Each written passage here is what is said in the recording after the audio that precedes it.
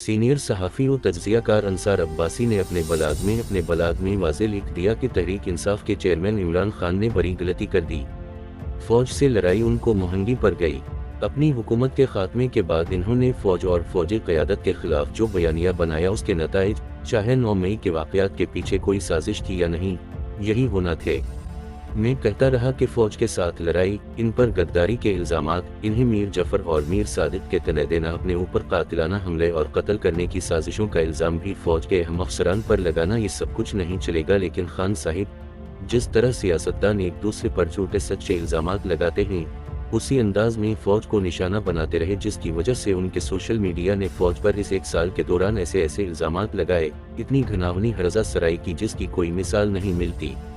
یوں تحریک انصاف کے ووٹرز اور سپورٹرز میں اپنی ہی فوج کے خلاف ایک ایسا زہر بھر دیا جس کا نتیجہ 9 مئی کی صورت میں نکلا، جو پاکستان کی تاریخ کا ایک تاریک ترین دن تھا۔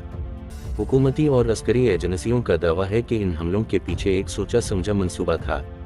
اب دیکھنا یہ ہے کہ کیا متعلقہ ادارے یہ سنگین الزام ثابت کر پائیں گے کہ نہیں۔ تاہم جو ہوا اس کے الزام سے تحریک انصاف اور عمران خان بری نہیں ہو سکتے۔ یہ کہنا کہ یہ ایجنسیوں کی سازش تھی اور حملے کرنے والوں کا تحریک انصاف سے کوئی لینا دینا نہیں تھا، اسے تسلیم کرنا مشکل ہے، کیونکہ جو کچھ ہوا پہلے ہی سامنے آ چکا ہے، وہ تحریک انصاف اور اس کی اعلیٰ عدالت میں سے قیادت کے پریشان ہونے کے لیے کافی ہوگا۔ عمران خان اگرچہ ابھی دوسروں پر الزام ڈالنے کی روش اپنائے ہوئے ہیں، لیکن ان کے بہت سے رہنما بڑی پریشانی میں مبتلا ہیں۔